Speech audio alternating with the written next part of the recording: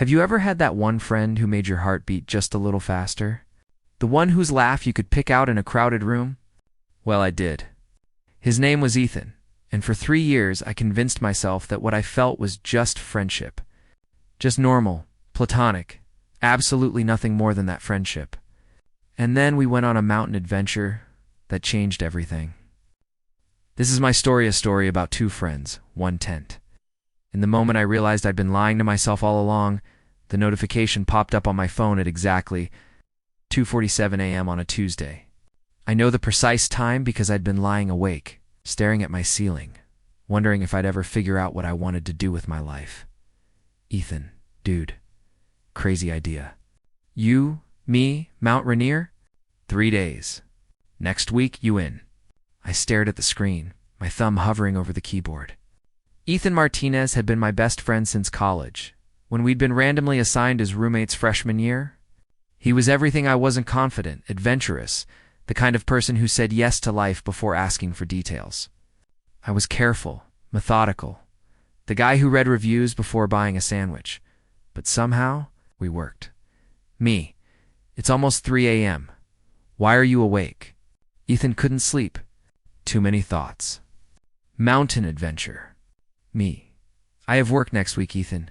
You have vacation days you never use. I checked with Sarah from your office. Me, you did what? Ethan, she said you haven't taken time off in 14 months. Dude, come on. We need this. I need this. That last line made me pause.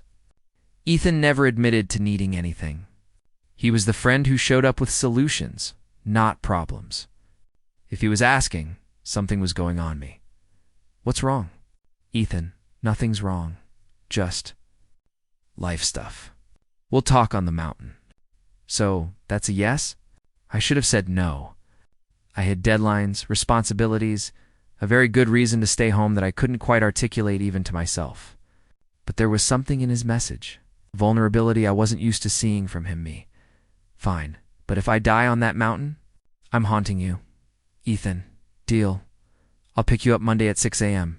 Don't pack too much.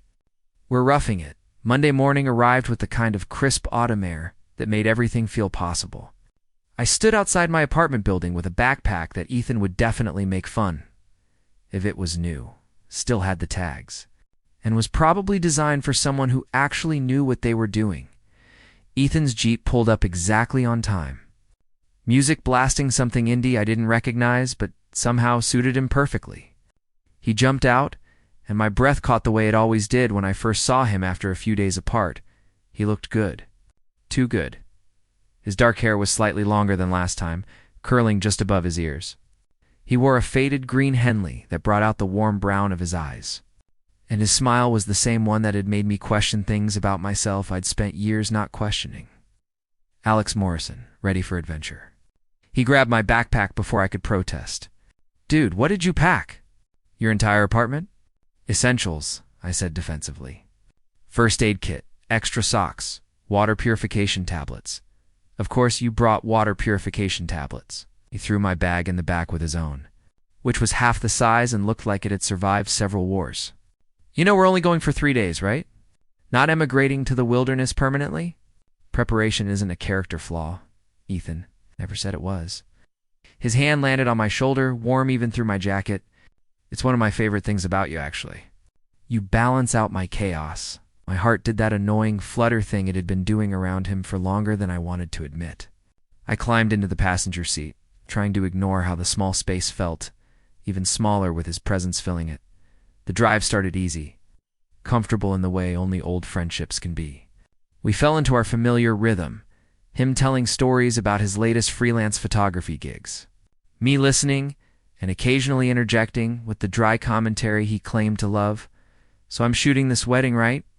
Ethan navigated the highway with one hand, the other gesturing animatedly, and the groom's brother decides halfway through the ceremony that he's actually in love with the bride.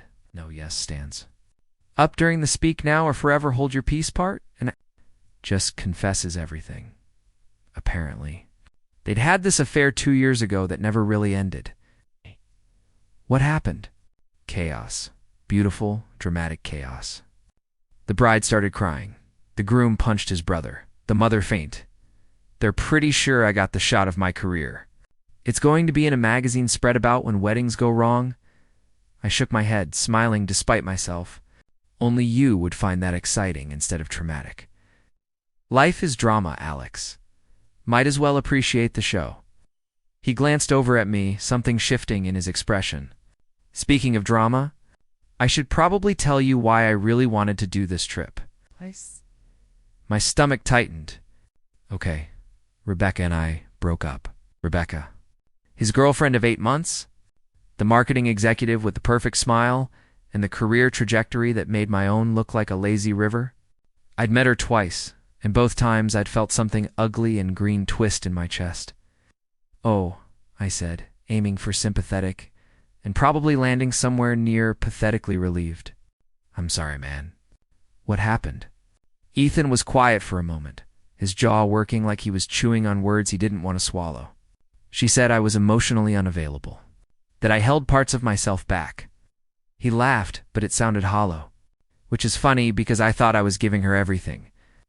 You probably were, I said softly. Sometimes people just aren't compatible. Yeah, his hands tightened on the steering wheel. She said she thought I was in love with someone else. The air in the Jeep became very thin very quickly. Were you? I asked, not sure I wanted the answer. I don't know. He turned to look at me briefly before refocusing on the road. That's part of why I wanted to do this. Clear my head. Figure some stuff out. And I wanted to do it with you because... He trailed off, seeming to search for words. Because you're the person who makes me feel most like myself. I didn't know what to say to that. Couldn't say what I wanted to say. So I did what I always did. I deflected. Well, I'm glad you invited me. I've been going a little crazy myself. Work's been intense. Just work? He asked it casually, but there was weight behind the question. What else would there be? I don't know. You tell me? You've been different lately. Distracted. He was right, and he was the reason, but I couldn't tell him that. Couldn't tell him that I'd spent 3 years pretending that the way I felt about him was normal friendship. That every time he dated someone, something in me cracked a little more. That I'd convinced myself I was straight because the alternative was too complicated, too scary, too real. Just life stuff. I echoed his words from the text. We'll talk on the mountain, he nodded, seeming to accept this, and we drove in comfortable silence for a while. The city gave way to suburbs, then to forests, the landscape transforming into something wild and ancient. The trees grew taller, their canopy blocking out portions of the sky, and the air that came through the cracked windows smelled like pine and possibility. We reached the trailhead just after noon. The parking area was nearly empty. Most serious hikers started at dawn, and the casual weekend crowd hadn't arrived yet. It was just us, the mountains, and the sound of wind through the trees. Ready? Ethan asked, shouldering his pack with practiced ease. I looked up at the trail disappearing into the forest, at the mountain peak, barely visible through the clouds, and felt something shift in my chest, like standing on the edge of something significant, though I didn't yet understand what. Ready? I said.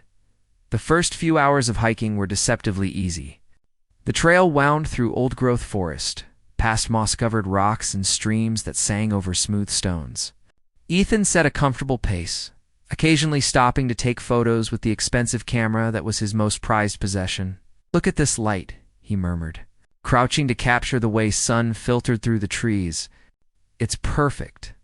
Golden hour in the middle of the day.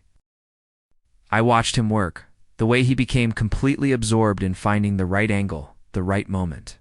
It was one of the things I loved most about him, his ability to see beauty where others saw ordinary loved. The word echoed in my mind, dangerous and true. Alex, come here. He waved me over. I want to get a shot with you in it. For the memories. I'm not photogenic, I protested, but moved toward him anyway. Bullshit. You just don't know how to stand. Here his hands landed on my shoulders, turning me slightly. The light's hitting you from this angle. Now look at me. Not the camera, me. I met his eyes, and something passed between us that made my pulse skip. The camera shutter clicked once, twice, 3 times. Perfect, he said softly. That's perfect. We continued hiking, the trail gradually becoming steeper. My legs began to burn, my breathing grew labored, but I refused to complain. Ethan naturally seemed completely unfazed, bounding up the path like a mountain goat, while I struggled to maintain dignity. "You good?" he called back, not even winded. "Great," I lied, definitely winded. He grinned, seeing right through me. "Want to take a break?" "No, we're taking a break." He dropped his pack near a fallen log. "Come sit. Drink some water. Don't be a hero." I collapsed onto the log gratefully, gulping from my water bottle while he pulled out trail mix and energy bars. The forest around us was alive with soundbirds calling, wind rustling leaves, the distant rush of water. "This is nice," I admitted. "I forget how good it feels to be away from everything, right? No emails, no deadlines, no expectations, just existence." He popped a handful of trail mix into his mouth. "I've been thinking about taking a bigger trip. Maybe 6 months, traveling around, doing photography work wherever I land." Something cold settled in my stomach. 6 months? Yeah, I'm freelance anyway. I can work from anywhere. And after the breakup, I just feel like, I don't know, like I need to figure out who I am when I'm not trying to be what someone else needs. "That sounds amazing," I said, meaning it even as the thought of him being gone for 6 months made me feel hollow. "You should do it. Come with me." I laughed. "Ethan, I can't just leave for 6 months. I have a job, responsibilities." "You have a job you don't even like. When's the last time you talked about work with actual excitement?" He turned to face me fully, his expression intense. "Alex, you're 26 years old, and you're living like you're playing it safe, checking boxes, following some script you never agreed to write. That's not fair, isn't it? When's the last time you did something just because it made you happy? Not because it looked good on a resume or impressed your parents or fit into some plan." I wanted to argue, but the words stuck in my throat, because he was right. I'd been living a life that looked good on paper but felt empty in practice. A good job I found boring. A nice apartment I was never in. A carefully constructed existence that avoided anything messy or uncertain or real. "I'm not like you," I said finally. "I can't just leap without looking." "I'm not asking you to leap. I'm asking you to consider that maybe, possibly, there might be more to life than what you've been settling for." His hand found mine on the log between us, his fingers warm against my skin. "You're my best friend, Alex. I want you to be happy. Actually happy, not just fine." The touch of his hand sent electricity up my arm. I wanted to pull away and never let go at the same time. "I am happy," I said weakly. "Okay?" He squeezed my hand once before releasing it, and I immediately missed the contact. "But if you ever decide you want more, I'm here. For whatever that's worth." He sat in silence for a moment, the weight of unspoken things hanging between us. Then Ethan stood, shouldering his pack again. "Come on. We've got a few more hours before we reach camp, and I promise the view at the top makes every burning muscle worth it." He was right about the view. We reached our campsite just as the sun began its descent, painting the sky in shades of orange and pink and gold. The site sat on a ridge with a clear view of the valley below, mountains stretching endlessly in every direction. It took my breath away. The sheer scale of it, the beauty that existed whether anyone was there to witness it or not. "Worth the climb?" Ethan asked, already pulling out his camera. "Yeah," I breathed. "Definitely worth it." We set up camp as the light faded, working together with the easy coordination of people who'd been friends for years. Ethan had done this before his tent went up in minutes. Mine. Well, I had the instructions out and was trying to figure out which pole went where when he came over. Laughing. "Here, let me help before you stab yourself with a tent pole." "I was doing fine. You had it backwards. I was testing you." "Sure you were." His shoulder brushed mine as we worked together, and I was hyper-aware of every point of contact. The way his breath ghosted across my cheek when he leaned close to show me something. The casual touch of his hand on my back as he guided me. The smell of him, something woodsy and clean that made my head spin. By the time both tents were up, full darkness had fallen. Ethan built a fire with the practiced skill of someone who'd done this 100 times. And soon we were sitting on opposite sides of the flames, cooking simple meals and watching stars emerge in the clear mountain sky. I forgot how many stars there are, I said, tilting my head back. You can't see anything in the city. Light pollution. Out here it's just everything. Ethan set down his food, lying back to look straight up. Come here. You can see better from this angle. I moved around the fire to lie beside him, our shoulders nearly touching. The sky was overwhelming thousands of stars. The Milky Way, a bright slash across the darkness, constellations I'd learned as a kid, but never actually seen. There's Orion, Ethan said, pointing. And that's Cassiopeia. And if you look there, see that bright one? That's Venus. How do you know all this? My dad taught me. Before he died, we used to go camping all the time. He said the stars were the one thing that stayed constant. Everything else in life changes, but the stars are always there. Heard the emotion in his voice, the grief he rarely showed. Ethan's father had died when he was 15, a heart attack, sudden and devastating. He didn't talk about it often, but I knew it had shaped him, made him determined to live fully because tomorrow wasn't guaranteed. He'd be proud of you, I said softly. The life you've built. The way you see beauty in everything.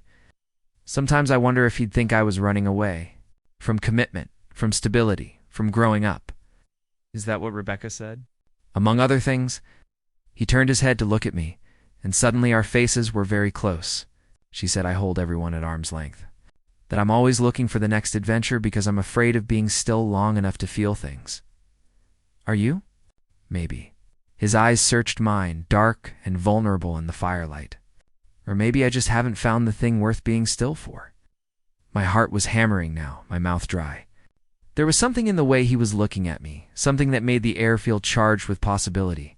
Alex, he said quietly, can I tell you something? Anything. I think I've been lying to myself. About a lot of things. About what I want. About what I feel. About a loud crack in the woods behind us made us both jump, the moment shattering. Probably just an animal, but it was enough to break whatever spell had been weaving itself around us. Ethan sat up, running a hand through his hair. We should probably get some sleep. Long day tomorrow. Yeah, I agreed, disappointment and relief warring in my chest. Sleep sounds good. We retreated to our separate tents, and I lay in my sleeping bag staring at the nylon ceiling, my mind racing. What had he been about to say? What had I seen in his eyes? And why did part of me hope that this trip might change everything? The morning arrived with a chill that seeped through my sleeping bag and settled deep in my bones. I woke to the sound of a zipper Ethan emerging from his tent. Already dressed and looking unfairly alert for someone who'd slept on the ground. All morning. Sleeping Beauty, he called, crouching by the remains of last night's fire. I'm making coffee. Instant, but it's better than nothing. I crawled out of my tent, every muscle in my body protesting yesterday's climb. My hair was probably standing in 17 different directions. Definitely had pillow lines on my face, and I felt about as graceful as a newborn deer. Ethan looked up as I stumbled toward the fire, and something flickered across his face, amusement mixed with something softer. You're not a morning person, are you? I'm a person who appreciates coffee in silence until said coffee has been consumed, I muttered, accepting the metal camp mug he offered. Noted, he settled beside me. Close enough that I could feel the warmth radiating from him. How did you sleep? Like I was on the ground in a thin sleeping bag. That good, huh? He bumped his shoulder against mine. It gets easier. Your body adjusts. We sat in comfortable silence, sipping terrible instant coffee and watching the sun rise over the mountains. The light transformed everything, turning the peaks golden, burning off the morning mist that clung to the valleys. It was the kind of moment that felt almost sacred, too beautiful for words. Thank you for coming, Ethan said suddenly. I know I kind of strong-armed you into this, but I really needed it, and I needed to do it with you. Why me? He considered the question, his profile thoughtful in the early light. Because you're the only person I can be completely silent with and not feel like I'm failing at conversation. Because you make me feel settled in a way nothing else does. Because he stopped, seeming to change direction. Because you're my best friend, and this wouldn't mean the same with anyone else. Best friend. The words should have felt affirming. Instead, they landed like a boundary line drawn in the sand. "Well, I'm glad I came too," I said, meaning it. "Even if every muscle in my body currently hates me, just wait until tomorrow. Day 2 is always the worst." He stood, stretching in a way that lifted his shirt and revealed a strip of toned stomach. I very deliberately looked away. "We should eat something and then head out. There's a waterfall about 2 hours up the trail I want to show you." The hike to the waterfall tested my determination and my leg muscles in equal measure. The trail was steeper than yesterday, rockier, requiring actual scrambling in places. Ethan moved like he was born to this, finding handholds and footholds with natural grace. I moved like someone who spent most of his time in an office chair, which was exactly what I was. "Need a hand?" Ethan called from above, already at the top of a particularly nasty section. "I'm fine," I said. Definitely not fine, my fingers scraping for purchase on the rock. "Alex!" Pride isn't worth a broken ankle. "Grab my hand." I looked up to find him stretched toward me, and something about his expression patient. Concerned, completely free of judgment, made me relent. I reached up, and his hand closed around mine, strong and sure. He pulled me up with surprising ease, and for a moment we were very close, his other hand steadying me at the waist. "You good?" he asked softly. "Yeah," I breathed. "Thanks." He held on for a heartbeat longer than necessary before stepping back, and I told myself the flush on his cheeks was from exertion, not anything else. The waterfall. When we finally reached it, was worth every difficult step. It cascaded down a rock face in a silvery ribbon, crashing into a pool so clear you could see straight to the bottom. The air was cool and misty, and the roar of the water was both powerful and somehow peaceful. "This is incredible," I said, having to raise my voice to be heard, "right? I found this spot 2 years ago on a solo trip. I've never brought anyone else here." Ethan was already setting up his camera, but he paused to look at me. "I wanted you to see it." There was something in his voice that made my chest tight. "I'm honored." He smiled, then returned to his photography, moving around the falls to capture different angles. I watched him work, the way he became completely absorbed, the way he saw the world through a lens I couldn't access. After a while, I wandered to the edge of the pool, drawn by the clarity of the water. It was cold. I could tell even without touching it, but inviting in the way wild places are. "Don't even think about it," Ethan called. "Think about what?" "Going in. That water's probably 40 degrees. I wasn't. Yes, you were. You get this look when you're considering doing something outside your comfort zone. Your nose does this little wrinkle thing. My nose does not wrinkle. It absolutely does. It's actually kind of adorable." My heart stuttered over that word. Adorable. I turned to find him watching me, his camera lowered, an expression on his face I couldn't quite read. "What?" I asked. "Nothing. I'm really glad you're here. That's all." Before I could respond, he'd turned back to his photography, leaving me to wonder if I'd imagined the intensity in his gaze. We spent another hour at the waterfall before starting the hike back to camp. The return trip was easier, my body remembering the trail, my muscles warming to the task. We talked about everything and nothing: movies we wanted to see, books we'd read, the absurdity of our college professors. It felt easy in a way things hadn't felt in months. Like we'd stepped outside of real life and into some space where we could just exist together, without all the complicated things I usually felt pressing in. "Can I ask you something?" Ethan said as we navigated a particularly scenic stretch of trail. "Sure, have you ever?" He seemed uncharacteristically nervous. "Have you ever questioned things about yourself? Like fundamental things you thought you knew?" My pulse quickened. "What kind of things?" "I don't know. Just who you are, what you want, who you're attracted to." The question hung in the air between us, loaded with possibilities. "Sometimes," I admitted carefully. "Why?" "I've been thinking about what Rebecca said. About me being emotionally unavailable. About being in love with someone else. And I realized she was right, but not in the way she thought." He stopped walking, turning to face me fully. "I realized I've been going through the motions in relationships. Dating women because it's what's expected, what's normal, but never really feeling. Feeling what? My voice came out rough, connected. Not the way He stopped himself, seeming to struggle with words. Alex, I think I need to consider that maybe I'm not as straight as I always assumed. The world tilted slightly. Oh, yeah. Oh. He laughed, but it sounded shaky. I haven't told anyone that.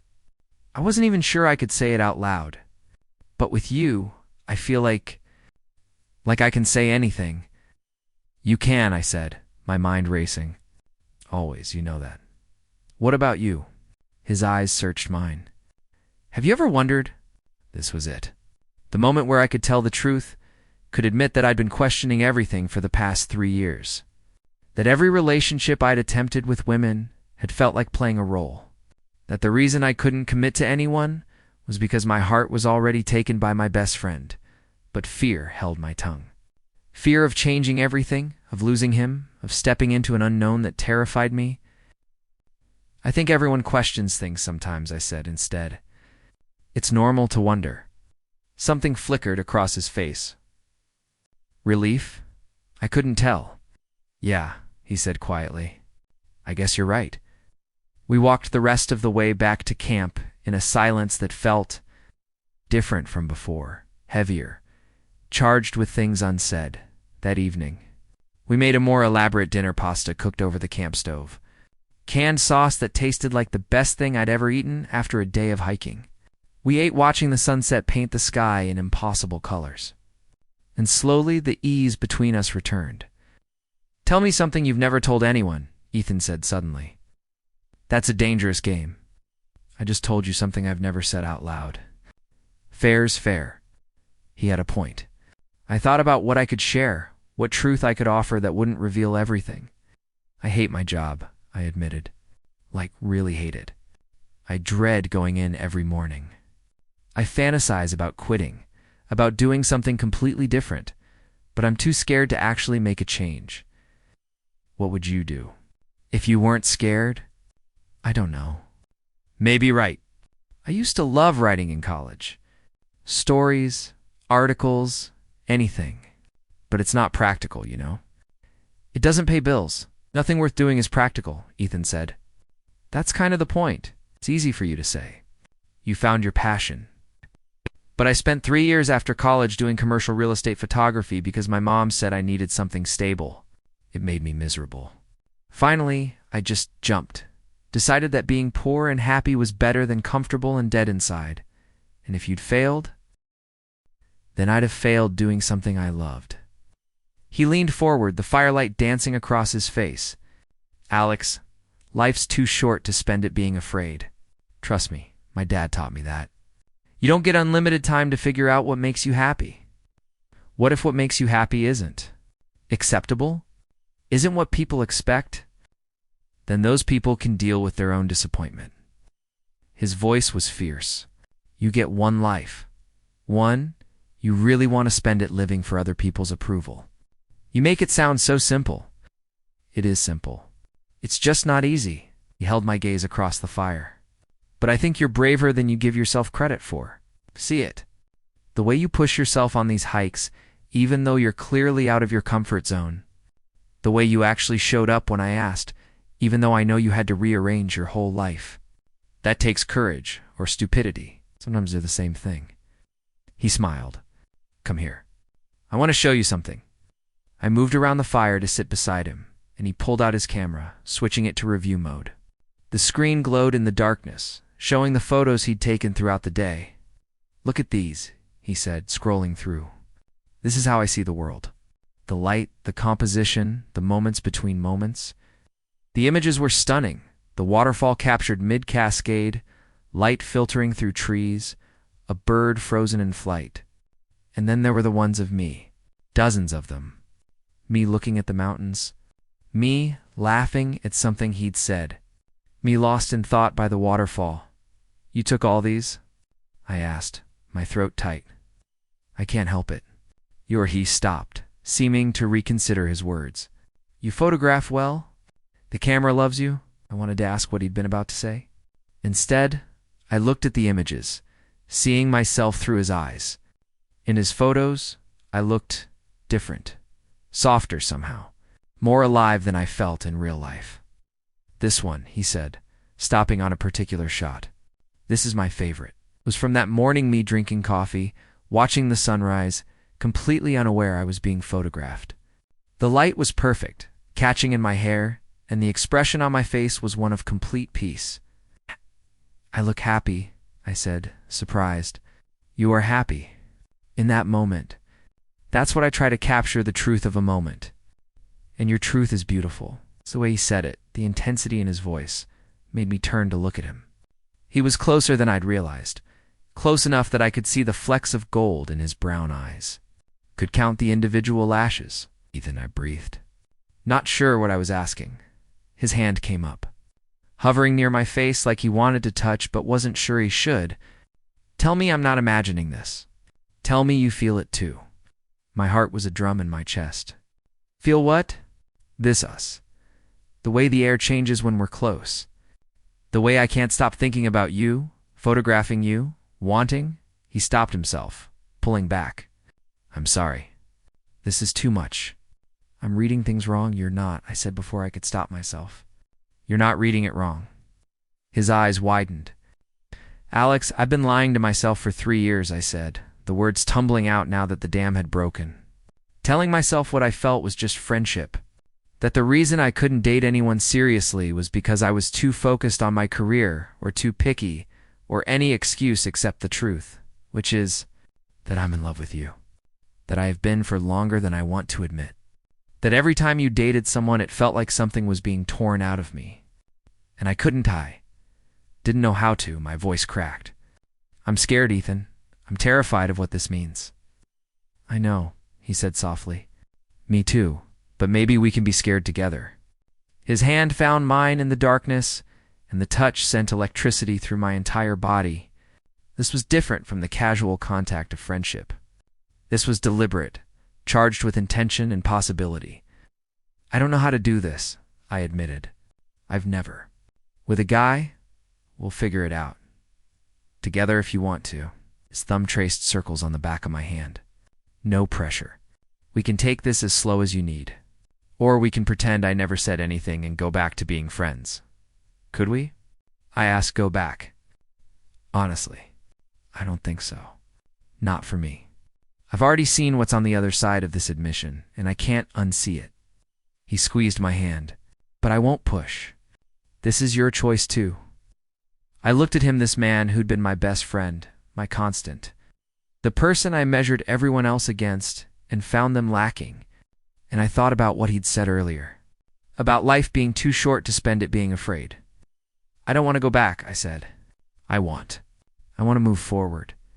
With you." The smile that broke across his face was like sunrise. Yeah, even though I'm terrified. Even though I have no idea what I'm doing. Even though he cut me off by leaning in, his forehead resting against mine. "Can I kiss you?"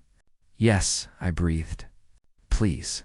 The first touch of his lips was gentle, questioning. Like he was giving me every chance to pull away, to change my mind. But I didn't want to pull away. I wanted to lean in, to chase this feeling that was like falling and flying at the same time. The kiss deepened, his hand coming up to cut my face, and everything else fell away. There was just the taste of him, the feel of his lips against mine. The way my entire body seemed to wake up in a way it never had before. When we finally broke apart, both breathing hard, he laughed, a sound of pure joy. "I've wanted to do that for so long," he said. "How long?" "Remember that night sophomore year when we stayed up until 4 a.m., arguing about whether Die Hard is a Christmas movie?" "You're kidding." "I am not. You were so passionate about your wrong opinion, and I just remember thinking, I want to kiss him so badly right now, and then immediately panicking because I'd never thought that about a guy before. It is a Christmas movie. It's really not, but we can argue about that later." He kissed me again, briefer this time. "Right now, I just want to enjoy the fact that I can finally do this." We stayed by the fire until it burned down to embers. Kissing and talking, and continue 3:53 a.m., talking and kissing some more. Learning the shape of each other's lips, the way we fit together. It felt both entirely new and like something I'd been missing my whole life. Eventually, The cold drove us toward our tents. We stood between them, neither wanting to separate. "Come sleep in my tent," Ethan said. "Just sleep." I don't want to be apart from you right now, okay?" I agreed. Following him into his tent, we arranged ourselves in his sleeping bag, designed for one person, but somehow accommodating two when we pressed close together. His arm wrapped around me, my head resting on his chest, and I could hear his heartbeat, steady and strong. "This is really happening," I said into the darkness. "Is that okay?" "It's more than okay. It's everything." I tilted my head to look at him. "Are you sure about this? About us? You just got out of a relationship, and you're not a rebound, Alex. You're not me figuring things out. You're the thing I've been moving toward without realizing it." His lips pressed against my forehead. "And yeah, I'm sure. Terrified, but sure. Me too." We fell asleep like that, wrapped around each other, and for the first time in 3 years, I felt like I was exactly where I was supposed to be. Morning light filtered through the tent fabric, turning everything golden. I woke slowly, awareness returning in stages, the warmth of another body, an arm around my waist, breath against my neck. For a moment I forgot where I was, then memory returned in a rush. Ethan, the confession, the kiss. I turned carefully in the sleeping bag to find him already awake, watching me with an expression so tender it made my chest ache. He said softly. "Hi." I felt suddenly shy, unsure how to navigate this new territory. So that all really happened? Unless we both had the same very vivid dream. His hand came up to brush hair from my forehead. "Any regrets?" "None. You?" "Not even a little bit." He kissed me, slow and sweet, and I decided I could very happily spend the rest of my life waking up to this. Eventually, I had to emerge from the tent and face the day. There was something surreal about making coffee and eating breakfast while my entire world had shifted on its axis. Everything looked the same, the mountains, the trees, the morning light, but everything felt different. "We should probably talk about what happens when we get back," Ethan said, handing me a granola bar. "Like what this means? What we tell people." The mention of real life sent a spike of anxiety through me. Do we have to tell people? I mean, we don't have to do anything. But I'm not interested in hiding this. In hiding you? He sat beside me on the log. "I get that it's scary. Coming out is different for everyone. But I need you to know that I'm all in. This isn't a mountain adventure fling for me. It's not for me either," I said quickly. I don't know how to do this. How to be this person. I've spent my whole life being the straight guy who dates women and fits in and doesn't make waves. And how's that been working out for you? Miserably? Then maybe it's time to try something different. He took my hand. "Look, I'm not saying it'll be easy. Some people won't get it. Some people will be jerks about it. But the people who matter, the people who really love us, they'll support this. What if I'm not ready? To tell everyone, I mean? Then we go at your pace. I'm not going to push you out of the closet before you're ready. But I also need to know that eventually you'll be ready. Because I can't do the secret thing long term. I won't hide the fact that I'm falling for you." "Falling?" I asked, my heart skipping. He smiled. "Yeah, Morrison, falling, hard. Have been for a while, I think. Probably since that stupid Die Hard argument." I kissed him because I didn't have words for what I was feeling. When we broke apart, I rested my forehead against his. "I'll tell people," I said. "Maybe not everyone at once, but I'll tell them.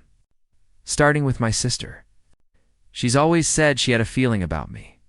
Yeah, she told me last year that she'd love me no matter what, and I should know I could tell her anything. I think she was trying to give me an opening I wasn't ready to take. She sounds awesome. She's going to love you, actually. She's been telling me for years that I need someone who pushes me out of my comfort zone. Well, I'm definitely good at that." He stood, pulling me up with him. "Come on. I want to show you one more thing before we head back down the mountain." The one more thing turned out to be a summit trail, a steep, challenging climb that had my lungs burning and my legs shaking. But Ethan was patient, encouraging, and when I wanted to give up, reminded me that the best things in life required effort. We reached the summit just after noon, and the view stole what little breath I had left. We could see 4 miles in every direction, mountain ranges folding into each other, valleys carved by ancient glaciers. The sky so blue it didn't seem real. "This is what I wanted you to see," Ethan said, his arm around my waist. "This feeling. This moment. This is what life can be when you stop being afraid and just exist in the bigness of it all." "It's overwhelming," I admitted. "In the best way, that's how I feel about you." He turned me to face him. "Overwhelmed in the best way. Like suddenly the world is bigger and more beautiful than I knew it could be." We're really good with words for a photographer. I have my moments. He kissed me, and it felt like sealing a promise. "So here's what I'm thinking. We finish this trip. We head back to real life. And then we figure out how to build a life together. Not rushing, not forcing, just seeing where this goes." "What about your 6-month travel plan?"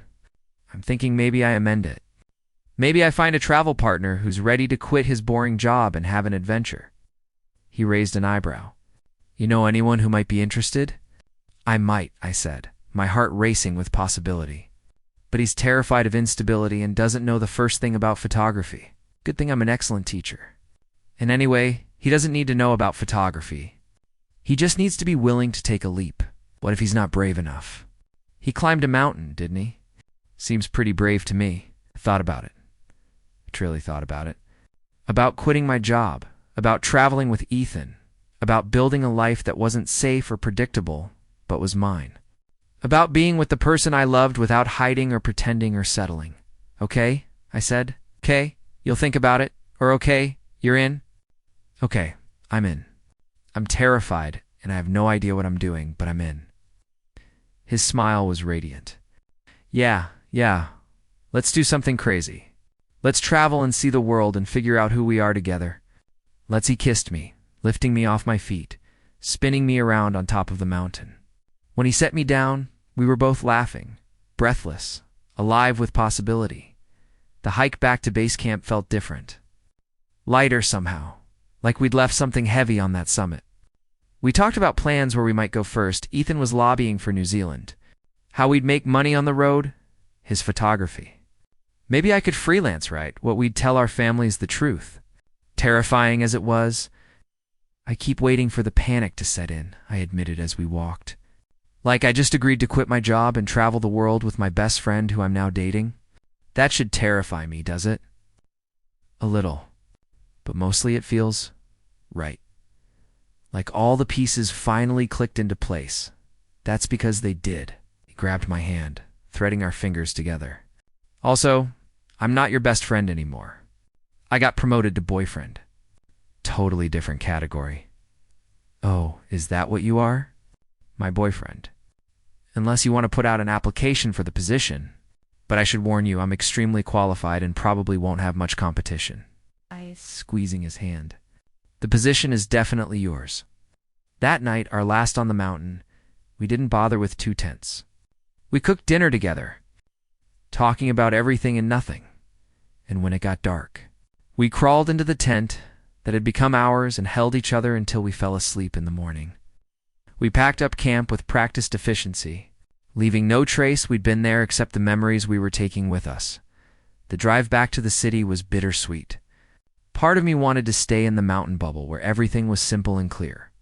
But another part was eager to start this new chapter, to see what life could look like when I stopped running from myself. So here's the plan, Ethan said, as we navigated the highway.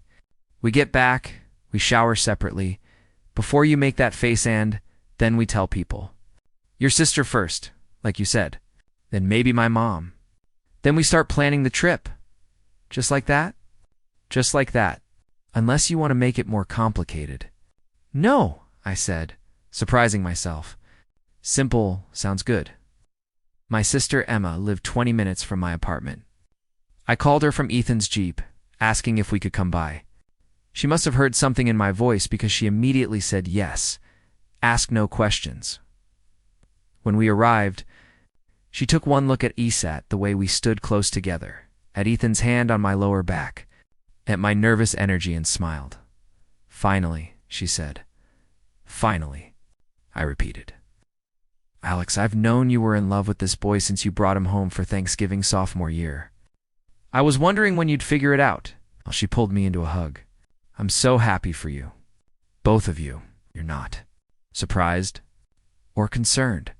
Why would I be concerned? Ethan's great. He makes you laugh.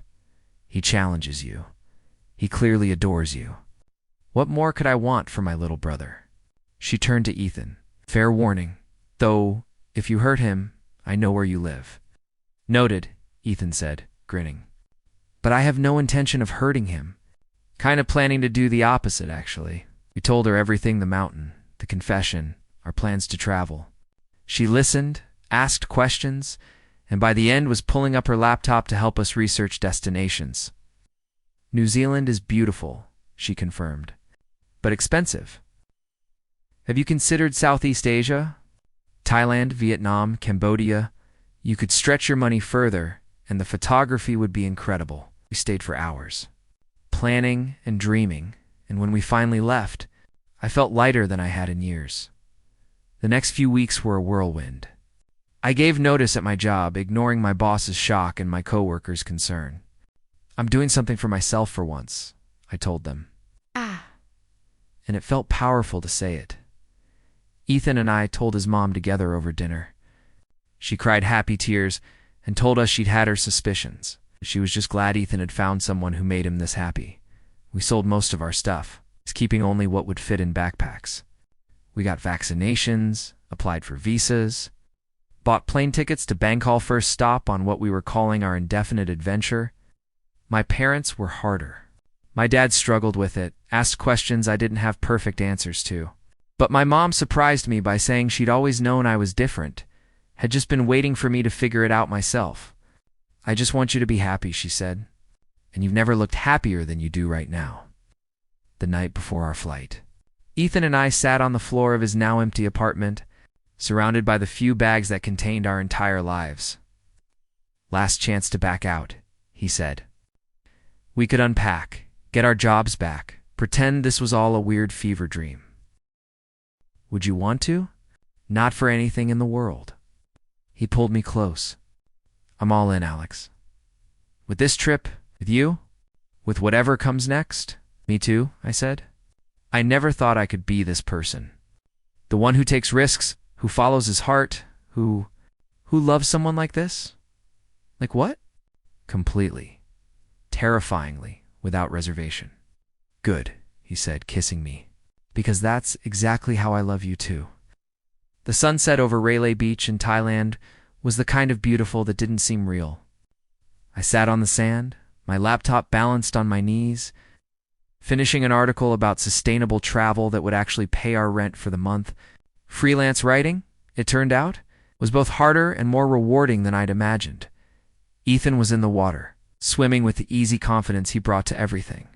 I watched him surface, shake water from his hair, and wave at me. Even after 6 months, the sight of him made my heart skip.